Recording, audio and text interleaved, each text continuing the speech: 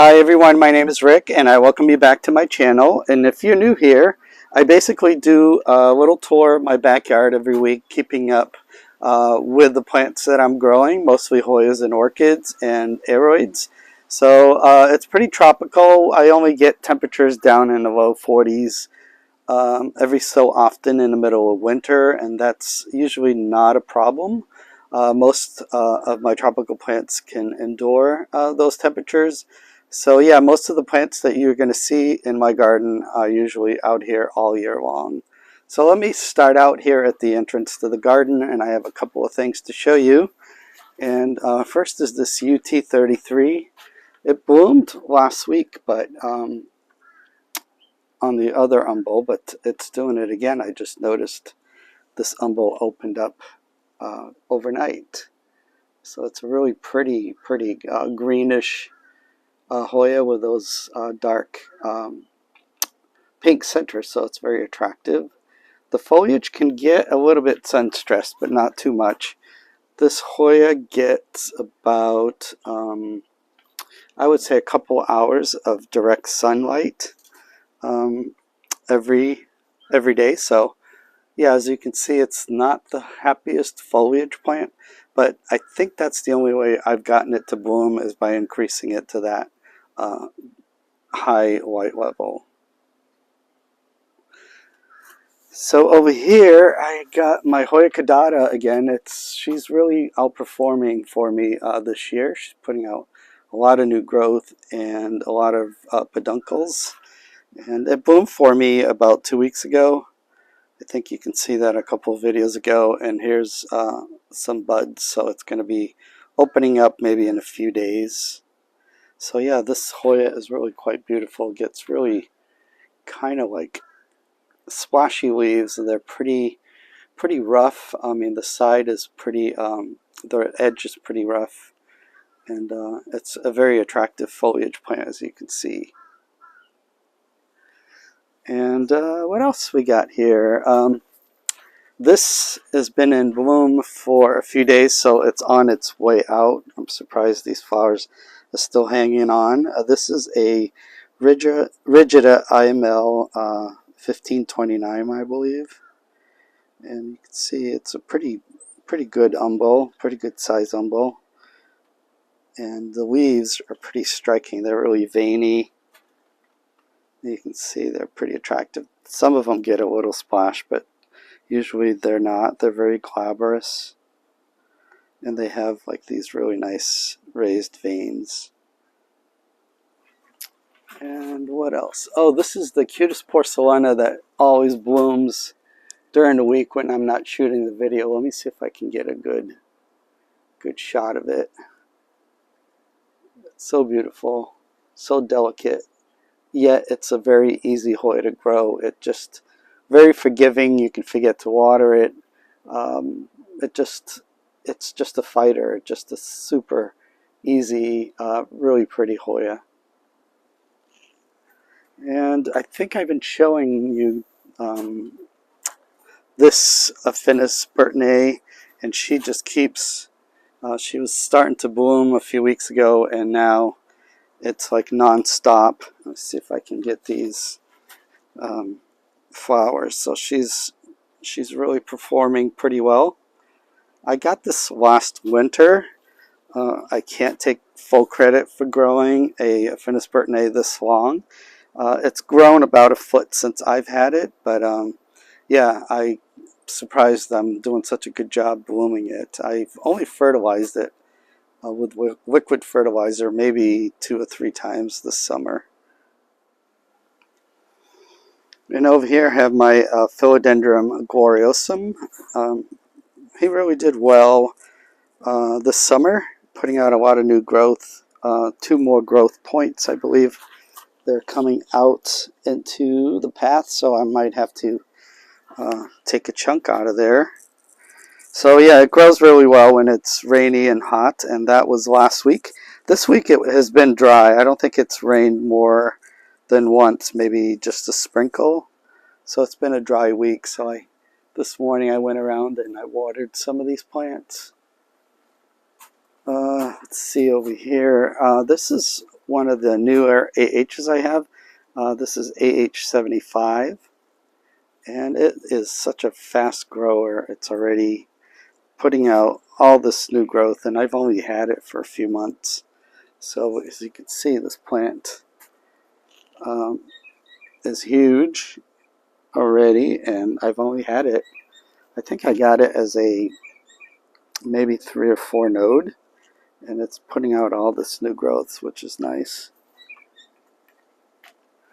And the New Guinea Ghost is really happy here. If I give it a little more sunlight, it'll turn like this really nice rosy pink, which I might put it under the grow light so that so I can see that again.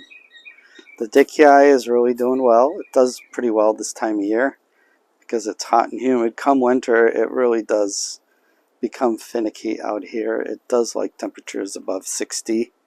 So I might put this one back into the greenhouse at winter time.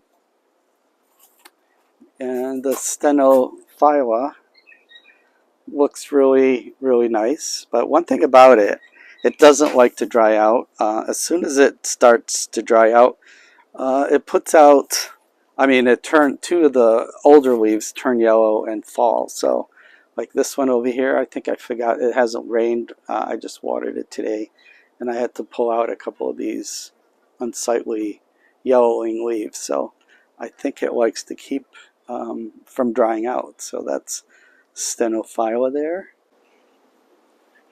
Let's just do a fast loop around the backyard so I can get to the Hoyas and the seedlings. And again, my fungi, Hoya fungi, is getting humongous. And back here, got my prized philodendrons, the tortium, the Frydek variegated, and I'm so happy that my Monstera obliqua has put out this new leaf. It's quite gorgeous. It's a little smaller than the leaves that I got when I received it, but maybe they'll get a little bigger. And it's putting out another leaf there, so it's really enjoying the humidity. And I'm going to fertilize it a little more often so that it maybe get those bigger leaves. And this is my Ring of Fire, doing really well, putting out another leaf there. This is Glorious, doing really well. And this is my Begonia. I think she's wilting a little bit. She's really sensitive to the, if it dries out, it'll wilt quick. And my chickens are enjoying their Sunday outing. So let me just take you and show you again.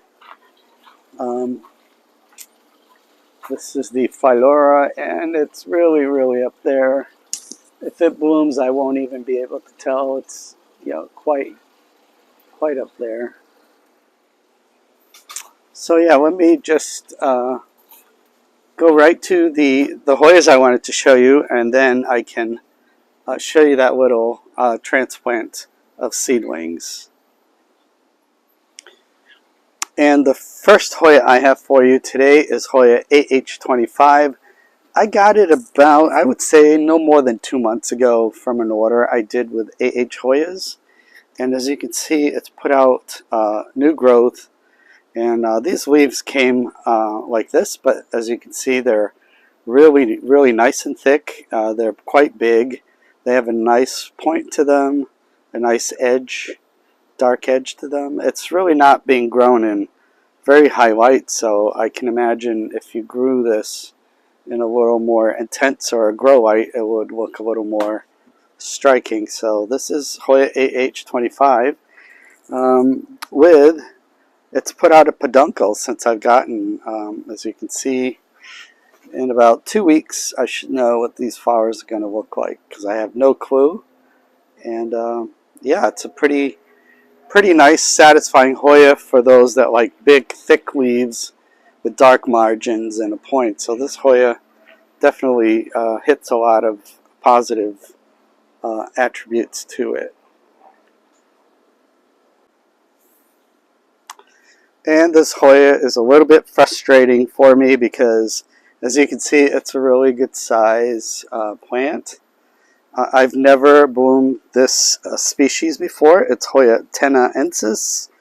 Used to go around as Hoya species tanna for many years, but I think it was published not too long ago as tennaensis. And I've been trying different ways. I've given it more light. I've given it more increased fertilizer, and it still hasn't bloomed. Maybe it's a cooler weather bloomer, so maybe in the fall it'll surprise me and bloom. That would be really exciting for me. I don't see any peduncles yet, but hopefully it'll do that soon so that I can share with you guys what it looks like. From what I see online, it's a really striking, really beautiful flower. Next Hoya I have for you is Hoya IM4.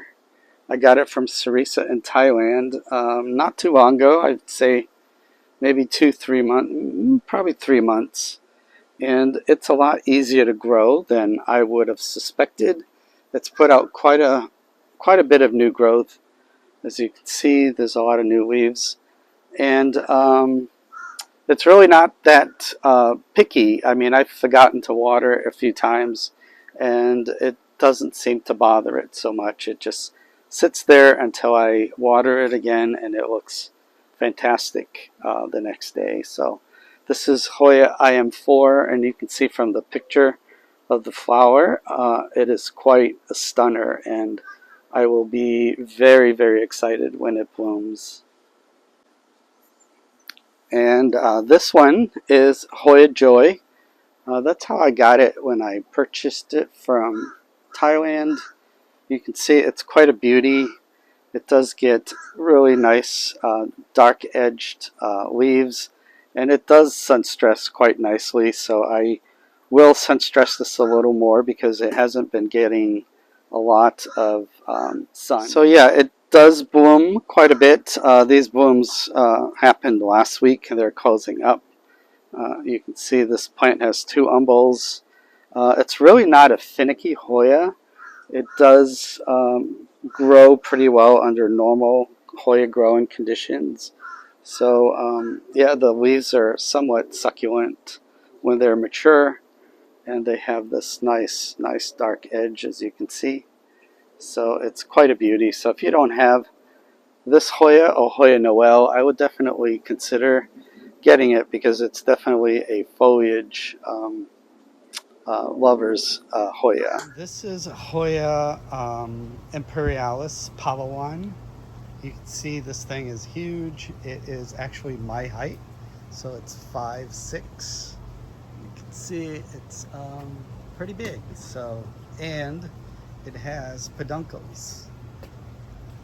So there's one there, and there's one there. So I'm hoping those peduncles do flower because it's one of my favorite Hoyas. It had a peduncle earlier this summer, but it fell. I forget where it was. Never matured. But these seem a little more promising. I'm really excited to finally bloom this Hoya Imperialis from Palawan. It's quite a very fast grower when it's happy. You can see I've had to keep buying these hooks and increasing, so because I want it to keep it growing up. It seems to grow faster that way. So let's see, if I step back you can see a bigger plant. Yeah, so it's a huge plant, and with a bunch of peduncles, I will be thrilled to see it bloom. And the last one I have for you today is this Hoya Callicina Stargazer. It's pretty sought after because the leaves are very pubescent, both the top and the bottom. And they're quite large leaves. As you can see, they're about the size of my hand for this Hoya. Usually Hoya Callicina, the regular variant has you know, smaller leaves than this. So yeah, it's quite a beautiful Hoya, very fuzzy. Um, I think it likes a little bit cooler weather, so I was a little hesitant to have it in the greenhouse, but it was doing pretty well in there. It's putting out new growth, and as you can see, it's put out, it's not the fastest grower, so it's put out maybe these two new sets of leaves this summer. So Hoya calycina stargazer, quite a beauty. And this is my carambola tree. And what happens this time of year, or like it actually happens a few times a year when it puts out fruit, maybe 3 times a year, it gets covered in fruit and it attracts the neighborhood Quaker parrots. And they come out in droves and they half eat the fruit and they make a mess on my deck. They drop all these half-eaten fruits.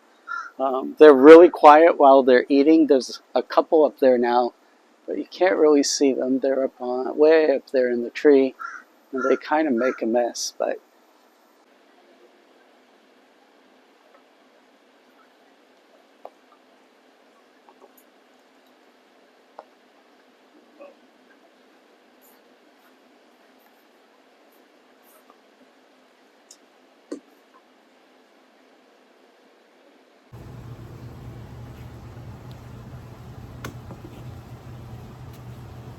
this is a biggie. Swiffer decided to join me outside today, even though the chickens are out, and she does not like them. They really don't bother her, but and she doesn't even get close to them, but she doesn't like to be around them, so she usually stays in the house. So it's kind of nice to see her comfortable enough to come out here. Hey, Swiffer, and hang out with me for a little bit. And here are my seedlings. As you can see, these seedlings are in this little seedling tray with 12 cells. The roots look pretty nice. The seedlings look pretty healthy. So I'm going to transplant them all, but for this video I'm just going to do one and then pot them all up later. But you can see this is a Mendorensis cagaensis cross. And the seedlings are maybe 1, 2, 3, 4 sets of leaves. And this is when I like to pot up. I don't like to pot them up when they're really small. I like them about this size, and sometimes I just don't have the time and they grow a little bigger, and that's okay too. So there's really no real window when you have to do it. So you can do it at, some people do it on their second set of leaves. I prefer on the third or fourth or more sets of leaves. So here's my seedling tray, and here's my mix that I'm going to pot up to. And this is basically coarse perlite number 3, and this is bromeliad mix, which you can get here at the Home Depot. It's really chunky, mixed with a lot of pieces of bark and stuff. So as you can see, it's a very loose mix. So what I do is I make my tag so I don't forget what it is, and then I fill my pot. This is kind of hard to do with one hand, but you'll get the idea. Halfway, and then I just pick a cell out and pull them out, and they come out like this. So the roots pick up quite a bit of dirt. I don't disturb them, and I just place them in the new pot, and I put soil around it until it's pretty secure in there. You can put a little stake in there when they get a little bigger, but as you can see, this is a good size for you to pot them up to a 2-inch pot. And they, I've actually left them in here a few times where they have actually gotten to bloom from this size of a pot. So yeah, this is pretty easy. One thing about Hoya seedlings is that they are a lot tougher than you would imagine. As you can see, you can just pick them out gently, from the cell, and they just, if they're a healthy root system, they will just come out nicely, and you can put them up into a bigger pot. So yeah, that's how I pot up my Hoya seedlings. I hope you guys found this informative and helpful.